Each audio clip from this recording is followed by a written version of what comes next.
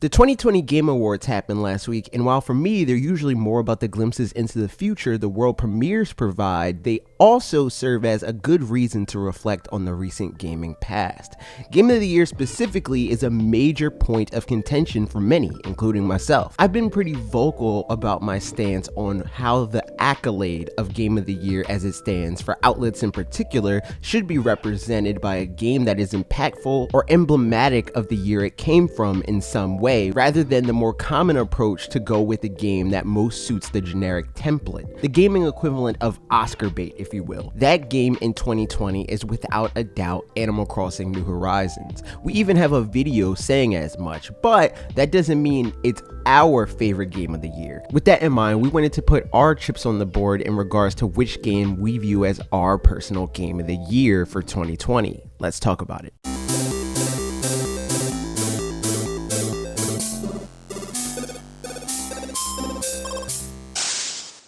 This year was a surprising one for games. Although I don't think any new games of 2020 cracked my top 5 all-time Switch games, several definitely did make an impact and will be remembered fondly, while others are still a work in progress with more to be seen down the road. For my 5th place, we've got Paper Mario and the Origami King. This is such a tricky one. The game is my first foray into Paper Mario, and obviously there's a whole pre-existing controversy there, but none of that diminishes this from being a really good game. The scenery is gorgeous, the characters are clever, the writing is superb, the exploration is enticing, and the music slaps. This, frankly, would be a lot higher on my list if the core gameplay were just different. The spinning puzzle thing is really my only real fault with the game, and where for some people it's the bane of their existence, I just find it to be quite middling. So the ring system didn't knock me out of the park, but the rest of the game was so good that it still made it in as my number 5. Pokemon Mystery Dungeon Deluxe was a game that I initially didn't know whether I would enjoy long term or not. I usually am not the type to play dungeon crawlers, or really any game that's even somewhat adjacent to them. That said, Pokemon as a property for me usually is the exception for most things. It's really the only property that can get me to try out a genre that I traditionally don't enjoy, because worst case scenario,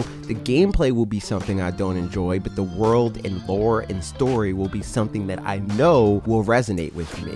That doesn't always mean I'll end up liking those games though. In fact, given Pokemon Company's output overall, what they release doesn't resonate with me more often than not. But for Mystery Dungeon Deluxe, the few hooks that are the personality quiz assisted character assignment, the asynchronous multiplayer, the ability to essentially catch them all, and surprisingly, albeit in a small way, the story were all things that I personally enjoyed enough during my time with the game to call it one of my favorite games of this year. In 4th place is a new indie game, Spiritfarer, and I'll use this as an opportunity rather than to talk about the game to entice you to watch our video on Thursday, where this game will come up with a selection of other games I've wanted to talk about for a while. So sit tight on Spiritfarer till Thursday. But it was number 4, so good job, Thunder Lotus, on that one. Now I know that the title says 2020 Switch games, but honestly, I more so wanted this to be representative of our favorite games from this year. Naturally, the majority of those games are Switch games, but for me, there's 2 exceptions. One of those is Fall Guys, which, if we're being real, probably will eventually end up on Switch, but that's really just conjecture at this point. I digress. Fall Guys was a game that I've been looking forward to since I played it at PAX East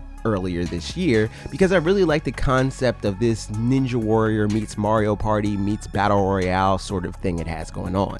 In addition to that, the branding and social media presence around the game undoubtedly heightened my experience. The people around me all loving, playing, and streaming Fall Guys made me enjoy it more and more as time went on. I'd say they ended up hurting the chances of Fall Guys being my ultimate favorite game from 2020 due to their relatively slow update schedule and lack of what I thought would be key features like custom lobbies to play with our community. That said, I enjoyed it for what it was at its peak, and I'm hoping it could bounce back for me personally if and when it makes its way to Switch. Getting to my top 3, 3rd place goes to a little game called Animal Crossing New Horizons. To be honest, this was what I touted as my least anticipated game for 2020. Not because I thought it would be bad, but just because I didn't know what to expect from an Animal Crossing game, and to be a little controversial. And lo and behold, the game is stupendous. I still experience it vicariously through my wife, but this was a fantastic way to spend early lockdown, and even if this isn't my personal favorite game for the year, I still strongly believe it is objectively the game with the biggest impact on 2020. Pokemon Sword was amongst my favorite games released in 2019 despite the issues many had with the game, because to me, it's the best example of what Pokemon games should be after the bulk of its history was being confined to entirely handheld consoles. This year, in 2020, that thought was doubly confirmed in my mind when we got the announcement for Pokemon Sword and Shield's expansion pass in place of the traditional third version we've been conditioned to expect up until this point. It's easily succeeded in making Pokemon Sword yet again one of my top 3 most played games across all games on every platform I own. For me personally, that was sure in part because of the additional 10-ish hours of campaign-esque content that was brought to the game across both DLC drops, but more than that, Dynamax Adventure single-handedly elevated Pokemon Sword even higher in my mind to easily being my favorite out of every Pokemon game after almost a decade of Pokemon Heart Gold holding that title in my mind. To this day, I still see myself dumping so many more hours into those alone, let alone all of the additional story missions I still have yet to complete. My failure to do so up until now largely being thanks to my preference for playing Dynamax Adventures over all of that. I think that all the DLC for Pokemon Sword and Shield brings it into a whole nother class entirely, and that is reason for it being one of my favorite games from 2020. Second place goes to yet another game type that I never dreamed would crack my top games of any year, but Hyrule Warriors Age of Calamity. I've only played a limited amount of it so far, but frame rate issues aside, it's ticking all the right boxes for me. The aesthetic is the spitting image of Breath of the Wild, the gameplay is varied and fun, the story is relatively engaging so far, and it is great co-op for me to play with my wife. I'm really excited to keep playing this game and see what else it has to offer. I've spent a lot of time telling people about the value of the Animal Crossing franchise leading up to the reveal. To this day, as I'm sure you know if you listen to our podcast or follow me on Twitter, I stand by every word. Animal Crossing New Horizons made all of the necessary changes to a beloved long-standing formula to propel itself toward being exactly the game it needed to be for many this year. Realistically, I think even that is underselling what an accomplishment Animal Crossing New Horizons is. I repeat this a lot, but it's hard to argue that any one piece of media that transcends its typical audience to become commonplace across society overall is an achievement.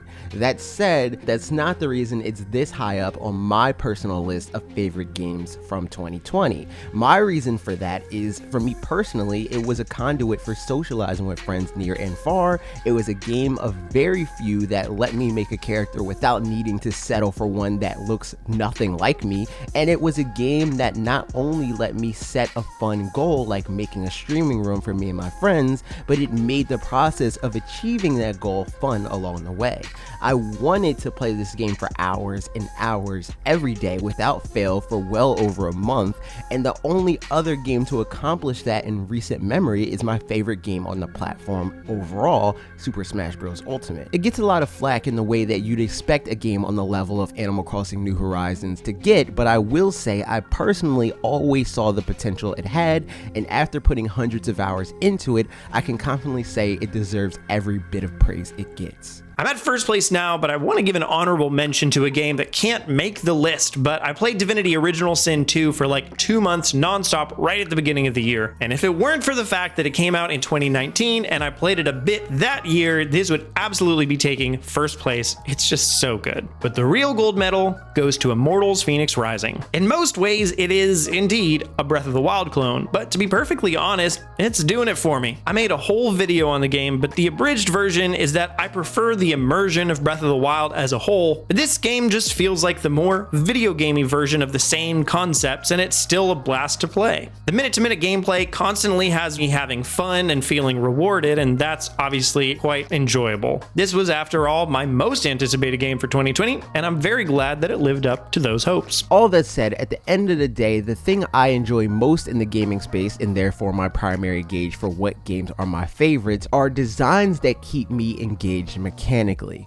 because at the end of the day, that's what I play games for, since it's the most unique aspect of the medium, my favorite medium to be clear. Literature and film have stories often far better, or at the very least, the inspiration for the stories found in games. Visual fidelity is also generally done better in film, photography, art, etc., but no other medium can be directly interfaced with like video games can. The game that accomplished this for me this year, and also the only other exception to the Nintendo Switch games thing, was Spider-Man Miles Morales. That said, the gameplay wasn't a case of reinventing the wheel. It largely plays very similarly to the way the original Spider-Man PS4 game did. There are, of course, differences thanks to the additional abilities that Miles Morales introduces to the gameplay, and that's all well and good. I had a lot of fun with the added freedom his ability to camouflage himself allowed in stealth missions. I usually hate stealth missions in most games, but in this game it felt less like a path to resistance in the name of level design, but rather a tool to experiment with cool ways to defeat enemies. Even more than that though, much like New Horizons did, it gave me a gaming experience that I could personally identify with in the setting and its narrative. A game like this doesn't come around all that often, and I hope its success will contribute to changing that. But for now, this was a rare gem and is unquestionably my personal favorite game from this year, and I played it on PlayStation 4. At any rate, the most played game for me this year wasn't any of these. It was once again Super Smash Bros. Ultimate, but the fact that these games were all able to pull my attention away from that for days, if not weeks and months at a time, speaks volumes to their quality, and at the end of the day is all I ever really expect from new games. But those are our favorite 2020 games. What were your favorite games from this year, Nintendo Switch or otherwise? And what would you say when trying to recommend them to others? Let us know your answers to that in the comments down below, and we'll talk about it this week on our podcast directly to you, linked on the end card. Thanks for watching. I hope you enjoyed this video. If you did, be sure to click the like button, and if you'd like to see more, be sure to subscribe and ring the bell for more videos like this every Tuesday and Thursday at 4 p.m. Eastern Time. Okay, that's it for me. See you next week.